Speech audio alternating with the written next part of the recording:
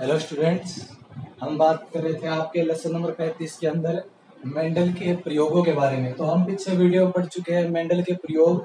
तो मेंडल ने दो प्रयोग किए थे, एक तो था एक संकर संकरण, दूसरा था उसका द्विसंकर संकरण, मतलब मोनो हाइब्रिड क्रॉस व डाई हाइब्रिड क्रॉस, ये हम पढ़ चुके हैं। तो एक संकर संकरण के अंदर उसने क्या किया, एक जोड़ी विपर्यासी लक्षणों की वंशागति का क्या किया, अध्ययन किया, जिसमें उन्होंने क्या लिया, एक तो लंबे पादप को जो शुद्ध रूप से क्या था लंबा, और एक बोने पादप को जो शुद्ध रूप से क्या था बोना, उन दोनों के मध्य क्या करवाया, क्रॉस करवाया। और क्रॉस करवाने पर उनको जो F1PD के अंदर जो पादप प्राप्त हुए वो सारे क्या थे, 100% लंबे पादप थे। और उसके बाद में उन्होंने F1PD के अंदर क्या करवाया, स्वपरागण कराया। और स्वपरागण कराने के बाद उन्होंने क्या देखा कि F2PD के अंदर लंबे पादपों के साथ बोने पादप भी क्या होते हैं, प्राप्त होते हैं। उसके आधार पर उन्होंने क्या दिए, कुछ अपने नियम दिए प्रयोग के आधार पर। तो मेंडल के आते हैं, मेंडल के नियम, इन्हें क्या कहते हैं, मेंडल के वंशागति के नियम, वंशागति के नियम। तो मेंडल के वंशागति के 3 नियम है भाई। पहला हम पढ़ेंगे प्रभावितता का नियम, पहला है अपना प्रभावितता का नियम, दूसरा है अपना युग्मकों की शुद्धता का नियम, युग्मकों की शुद्धता का नियम, और इसे हम क्या कहते हैं, विसंयोजन का नियम भी कहते हैं। क्या कहते हैं, विसंयोजन का नियम, विसंयोजन का नियम या युग्मकों की पृथक्करण का नियम। आप इसके 3 नाम है, कोई भी नाम कह सकते हो। तीसरा आता है अपना स्वतंत्र अपव्यूहन का नियम, तीसरा जो आता है अपना वो है स्वतंत्र अपव्यूहन का नियम। तो मेंडल के द्वारा अपने प्रयोगों के आधार पर 3 नियम दिए गए, प्रभावितता का नियम, युग्मकों की शुद्धता का नियम व स्वतंत्र अपव्यूहन का नियम। पहला देखते हैं हम प्रभावितता का नियम। तो प्रभावितता का नियम जैसा कि नाम से पता है, कैसा गुण भाई, प्रभावी गुण है। तो इसके अंदर मेंडल ने क्या देखा, मेंडल का जो प्रभावितता का गुण है वो एक संकर संकरण प्रयोग के आधार पर क्या है, आधारित है। ये आप ध्यान रखना, किसके आधार पर किया गया, एक संकर संकरण प्रयोग के आधार पर, एक संकर संकरण प्रयोग के आधार पर ये नियम दिया गया मेंडल के द्वारा। तो इसके अंदर इन्होंने क्या किया कि जब इन्होंने शुद्ध लंबे व शुद्ध बोने पादप के मध्य क्या करवाया, क्रॉस करवाया। तो आपको पता है F1PD के अंदर कौन प्राप्त होता है, 100% लंबे पादप प्राप्त होते हैं। क्या होते हैं भाई, 100% लंबे पादप प्राप्त होते हैं। इसके अंदर बोना पादप आपको दिखाई नहीं देता, मतलब इसके अंदर 4 पादप बनेंगे F1PD में। देखिए गैमेट कितने बनते हैं, हमने बात की थी पीछे, 2। ये देखिए इससे भी कितने गैमेट बनेंगे, 2, small t small t small t small t. अब इसके मध्य क्रॉस करवाइए, एक बार इसका इसके साथ तो कैपिटल टी स्मॉल टी, एक बार इसका इसके साथ तो कैपिटल टी स्मॉल टी, फिर इसका इसके साथ कैपिटल टी स्मॉल टी, फिर इसका इसके साथ कैपिटल टी स्मॉल टी। तो मेंडल ने क्या देखा कि F1PD के अंदर ये जो 4 पादप प्राप्त हुए थे, ये चारों के चारों क्या थे, 100% लंबे थे। क्या थे, 100% लंबे थे। और जो बोना लक्षण था, बोने पादप का जो लक्षण था वो प्रकट नहीं हुआ। इस आधार पर मेंडल ने क्या बताया कि वे जीन या वे कारक जो F1PD के अंदर क्या करते हैं, अपना प्रभाव दर्शाते हैं, वे तो क्या कहलाते हैं, प्रभावी कहलाते हैं। वे तो क्या कहलाते हैं, प्रभावी कहलाते हैं। और वे कारक या जीन जो F1PD के अंदर अपना प्रभाव दर्शा नहीं सकते या प्रकट नहीं हो सकते, उनको हम क्या कहते हैं, अप्रभावी जीन या कारक कहते हैं, अप्रभावी जीन या कारक कहते हैं। तो ये क्या था, मेंडल का प्रभावितता का नियम था। मेंडल ने प्रभावितता का नियम एक संकर संकरण प्रयोग के आधार पर दिया।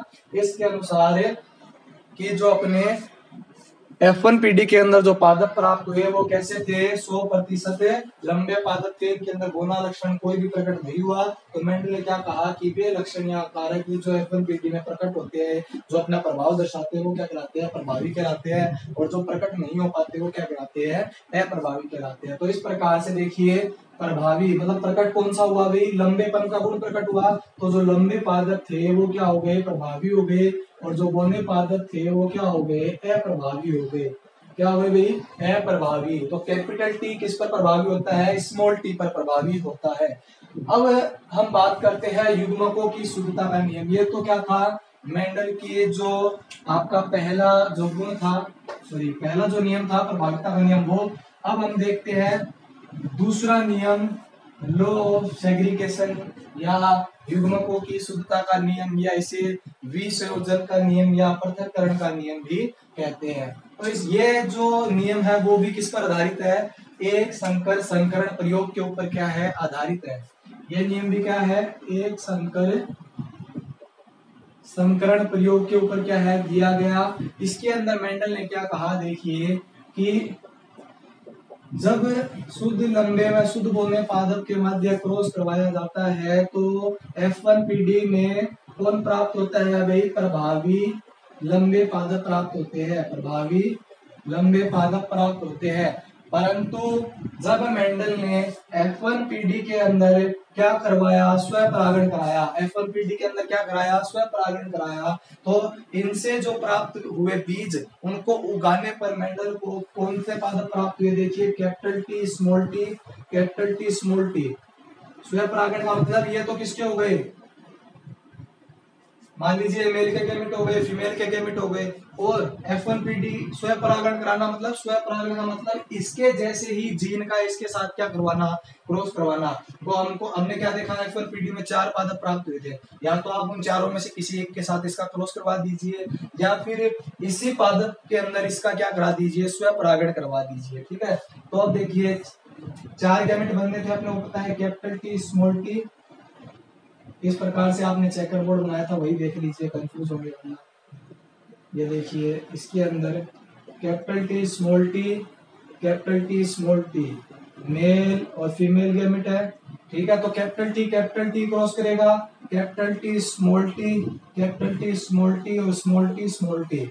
अब इसके अंदर मेंडल ने क्या देखा कि F1PD के अंदर तो क्या होते हैं, प्रभावी गुण प्राप्त होते हैं, परंतु F1PD के अंदर स्वपरागण कराने से जो अपने को F2PD प्राप्त होती है, F1PD में स्वपरागण कराने से जो अपने को F2PD प्राप्त होती है, उसमें 75% तो क्या थे, लंबे पादप प्राप्त हुए, और 25% क्या हुए, बोने पादप प्राप्त हुए। 25% क्या हो गए, बोने पादप। 75% लंबे कैसे, देखिए कैपिटल टी कैसा है, लंबा, capital t small t, capital t small T कैसे है, लंबे। तो इसका हमने फिनोटाइप क्या देखा था, 3:1। तो मतलब 75% तो कैसे पादप प्राप्त हो गए, लंबे, और एक पादप या एक 25% पादप कैसे प्राप्त हुए, बोने पादप प्राप्त हुए। तो इसके अंदर इन्होंने क्या कहा कि जब F1PD के अंदर, देखिए इसके अंदर F1PD के अंदर प्रभावी व अप्रभावी, देखिए यहाँ पर प्रभावी का एक एलील इसके अंदर है और अप्रभावी का एक एलील इसके अंदर है। जब F1PD के अंदर प्रभावी व अप्रभावी एलील साथ साथ होते हैं तो वो एक दूसरे को क्या नहीं करते, प्रभावित नहीं करते, मतलब एक दूसरे के गुण को प्रभावित नहीं करते, और अपने स्वतंत्र रूप में, मतलब अपने लक्षण को प्रकट करने के लिए शुद्ध रूप से बने रहते हैं, और अगले युग्मक निर्माण में क्या कर जाते हैं, प्रवेश कर जाते हैं। देखिए किस प्रकार से, ये अपनी क्या थी, F1PD थी। अब F1PD से जब गैमेट बनेगा, F1PD से जब इससे आप गैमेट बनाओगे तो देखिए कैपिटल टी तो एक युग्मक के अंदर जाएगा, स्मॉल टी एक युग्मक के अंदर जाएगा। ठीक है, इसी प्रकार से देखिए 2 थे तो capital t small t, capital t small t. अब ये F1PD अपनी F2 नहीं है, तो इससे 2 गैमेट बनेंगे, कैपिटल टी स्मॉल टी। ठीक है, कैपिटल टी स्मॉल टी। और देखिए यहां से एक जो दूसरा हमने बात की थी विसंयोजन का, कि F1PD के अंदर प्रभावी व अप्रभावी जनक के जो युग्म विकल्पी है वो एक जीन के अंदर, अब ये क्या है, एक जीन है, क्योंकि एक युग्म विकल्पी इससे आ गया, एक युग्म विकल्पी इससे आ गया, और एक युग्म विकल्पी में कितने जीन थे, 2। तो 2 जीन थे तो 2 एक क्या हो गया, जीन हो गया। अब देखिए इसके अंदर कि साथ साथ रहते हुए, अब देखिए कैपिटल टी क्या करता है, लंबेपन को दर्शाता है, और स्मॉल टी क्या करता है, बौनेपन को दर्शाता है। परंतु जब ये 7 है तो 7 है तो कौन लक्षण प्रकट होगा, प्रभावी लक्षण। परंतु जब F2PD में आपने क्या देखा कि बौना पादप भी प्राप्त हुआ। इससे क्या सिद्ध होता है कि ये F1PD के अंदर साथ साथ रहते हुए भी एक दूसरे को मिक्स नहीं होते या एक दूसरे से प्रभावित नहीं होते। इसे ही क्या कहते हैं, युग्मकों की शुद्धता का नियम कहते हैं। क्या कहते हैं, युग्मकों की शुद्धता का मतलब शुद्ध रूप से अपने रूप में बने रहते हैं। और जब F1PD के अंदर युग्मक निर्माण होता है, जब F1PD के अंदर क्या होता है, युग्मक निर्माण होता है F2PD प्राप्त करने के लिए, तो ये जो दोनों जीन है, दोनों जो एलील है, वो स्वतंत्र रूप से अपने अपने युग्मक में क्या करते हैं, प्रवेश करते हैं। स्वतंत्र रूप से अपने अपने युग्मक में प्रवेश करते हैं। इसको हम क्या कहते हैं, पृथक्करण का नियम या विसंयोजन का नियम। देखिए एक नियम के अंदर ही दो बात हो गई, ठीक है। तो F1PD के अंदर तो साथ साथ रहे तो शुद्ध रूप से बने रहे, परंतु जब युग्मक निर्माण का समय आया तो दोनों एक दूसरे से क्या हो गए, अलग भी हो गए। तो इससे हम क्या कहते हैं, युग्मकों की शुद्धता का नियम या विसंयोजन का नियम कहते हैं, जो मेंडल ने एक संकर संकरण प्रयोग के आधार पर दिया था। अब नेक्स्ट देखिए अपना है स्वतंत्र अपव्यूहन का नियम। नेक्स्ट जो स्वतंत्र अपव्यूहन नियम है वो दिया गया आपका द्विसंकर संकरण प्रयोग के आधार पर। किसके आधार पर दिया गया, द्विसंकर संकरण प्रयोग के आधार पर। द्विसंकर संकरण प्रयोग आपको पता ही है, दो जोड़ी विपर्यासी लक्षणों की वंशागति का क्या करना, अध्ययन करना। जैसे इसको हटा दीजिए एक बार, capital are capital are capital Y small R small Y small Y. ठीक है भाई। तो देखिए capital are capital Y small R small Y. तो देखिए ये तो क्या है, गोल व पीले को प्रकट करता है, गोल व पीले लक्षण को दर्शाता है, गोल व पीले बीज वाले को। ये है हरे व झुर्रीदार, ये है हरे व झुर्रीदार व हरे, झुर्रीदार आर स्मॉल आर किसको दर्शाता है, झुर्रीदार को, झुर्रीदार व हरे। ठीक है। तो देखिए मेंडल ने क्या किया, जब इनके मध्य क्रॉस करवाया तो F1PD में आपको पता है कैसे पादप प्राप्त होते हैं, प्रभावी पादप प्राप्त होते हैं, प्रभावी लक्षणों वाले पादप प्राप्त होते हैं। परंतु जब इसके अंदर मेंडल ने क्या करवाया, स्वयं परागण करवाया। तो मेंडल ने इसके अंदर स्वयं परागण करवा कर जो F2PD प्राप्त की थी, उस F2PD का आपको जो फिनोटाइप है या लक्षण प्ररूप है वो आपको याद होगा, कितना प्राप्त हुआ था, 9:3:3:1 प्राप्त हुआ था। यह आपको याद है, आपने कर किया भी होगा। अगर नहीं किया है तो इसकी प्रैक्टिस जरूर कीजिए, इसको आप छोड़िए मत। तो देखिए 9:3:3:1 इसका क्या प्राप्त हुआ था, अपने को लक्षण प्ररूप प्राप्त हुआ था या फिनोटाइप प्राप्त हुआ था। जब मेंडल ने F2PD प्राप्त की द्विसंकर संकरण प्रयोग के अंदर, तो उन्होंने देखा कि कुछ अपने को क्या होते हैं, नए संयोग भी क्या होते हैं इसके अंदर प्राप्त होते हैं। और जो F2PD होती है, देखिए यहाँ पर क्या है, स्वतंत्र अपव्यूहन का नियम। F2PD के अंदर क्या होता है, जब F2PD बनती है तो गैमेट कहाँ से बनेंगे भाई, F1PD से बनेंगे। गैमेट कहाँ से बनेंगे, F1PD से। तो चार प्रकार के गैमेट बनाए थे अपने को, capital are capital y capital r small r capital Y small y, ये अपन ने गैमेट बनाए थे। फिर इनसे क्या हुए थे, F2PD अपने ने प्राप्त की थी। जब F1PD से हम F2PD प्राप्त करते हैं तो F2PD के अंदर अपने को F2PD के अंदर अपने को क्या हुए थे, देखिए गोल व पीले पादप भी प्राप्त हुए, व झुर्रीदार व हरे पादप भी प्राप्त हुए। परंतु F1PD में कैसे पादप प्राप्त हुए थे, सिर्फ गोल व पीले लक्षणों वाले या गोल व पीले बीज वाले लक्षण युक्त पादप अपने को क्या हुए थे, प्राप्त हुए थे। परंतु F2PD में अपने को कौन प्राप्त हुआ था, झुर्रीदार व हरा बीज वाला पादप भी प्राप्त हुआ था। इस आधार पर मेंडल ने अपना क्या दिया था, स्वतंत्र अपव्यूहन का नियम दिया। उसके अंदर इन्होंने बताया कि F1PD के अंदर जो दो लक्षणों को प्रकट करने वाले जो जीन होते हैं, दो लक्षण कैसे, देखिए यहाँ पर देखिए गोल व पीला एक लक्षण तो ये है, झुर्रीदार व हरा। अब इसके अंदर दोनों है, देखिए गोल को प्रकट करने वाले को भी है, पीले को प्रकट करने वाला भी एलिल है, ठीक है, हरे को प्रकट करने वाला भी है, और आपका झुर्रीदार को भी प्रकट करने वाला, सॉरी हरे को भी प्रकट करने वाला भी है और झुर्रीदार को भी प्रकट करने वाला है। परंतु ये साथ साथ रहते हुए मतलब विभिन्न लक्षणों की वंशागति क्या होती है, स्वतंत्र रूप से होती है। विभिन्न लक्षण किस प्रकार से, गोल व पीला एक लक्षण अलग लक्षण हो गए, हरे व झुर्रीदार, ये जो लक्षण है वो F1 पीढ़ी में रहकर एक दूसरे से क्या नहीं होते, प्रभावित नहीं होते, और एक दूसरे से प्रभावित न होकर स्वतंत्र रूप से F2 पीढ़ी में क्या करते हैं, गमन करते हैं। मतलब एक लक्षण का दूसरे लक्षण पर कोई प्रभाव नहीं पड़ता। मतलब गोल जो बीज है वो किसके लक्षण पर प्रभाव नहीं दर्शाएगा, झुर्रीदार पर, और न पीला किस पर प्रभाव दर्शाएगा, अपना हरे पर।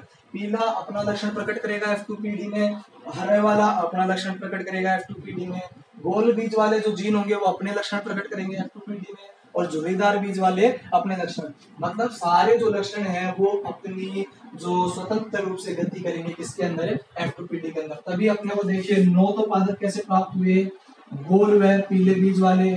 9 कैसे प्राप्त हुए, गोल व पीले बीज वाले। 3 कैसे प्राप्त हुए, हरे व झुर्रीदार व पीले। 3 कैसे प्राप्त हुए, झुर्रीदार व पीले। और 3 कैसे प्राप्त हुए, हरे व झुर्रीदार पीले हो गए। और अपने को नेक्स्ट प्राप्त हो गए इसके अंदर देखिए, गोल पीले, झुर्रीदार पीले, हरे व गोल कैसे प्राप्त हो गए, हरे व गोल। और एक पादप अपने को प्राप्त हुआ कौन सा, झुर्रीदार व हरा। एक पादप कैसा प्राप्त हुआ, झुर्रीदार व हरा। तो यहाँ पर देखिए अपने को झुर्रीदार व हरे लक्षण वाला भी प्राप्त हुआ है और गोल व पीले वाला भी प्राप्त हुआ है। तो इससे हमने क्या देखते हैं, मेंडल ने बताया कि विभिन्न लक्षणों की वंशागति F1 पीढ़ी से F2 पीढ़ी में क्या होती है, स्वतंत्र रूप से होती है। एक लक्षण दूसरे लक्षण पर कोई प्रभाव नहीं दर्शाता। ठीक है, न तो गोल वाला अपने हरे वाले झुर्रीदार वाले को प्रभावित करेगा, न ही पीले वाला हरे वाले को प्रभावित करेगा। तो ये थे अपने मेंडल के वंशागति के 3 नियम। पहला प्रभाविता का, दूसरा युग्मकों की शुद्धता का नियम, तीसरा आता है अपना स्वतंत्र अपव्यूहन का नियम। इन 3 नियमों के बाद हम देखते हैं कि मेंडल जो था उसके नियमों का महत्व क्या है। मेंडल के नियमों का महत्व, तो मेंडल के नियमों के महत्व के अंदर हम देखते हैं इसके द्वारा वैज्ञानिकों ने क्या किया, अनेक पादप जातियों के मध्य क्या करवाया, क्रॉस करवाया, और नए या उत्तम गुण वाले पादप क्या किए, प्राप्त किए। ठीक है, और इसके द्वारा प्रभावी व अप्रभावी लक्षणों का भी हमें क्या पता चल गया। जैसे मान लीजिए मेंडल का पहला तो गुण क्या है, इसके द्वारा हमें प्रभावी व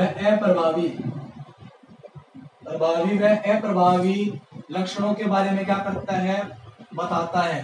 ठीक है, मेंडल के जो नियम है। और दूसरा है, इसके द्वारा हम क्या कर सकते हैं, नस्ल सुधार। क्या कर सकते हैं, नस्ल सुधार।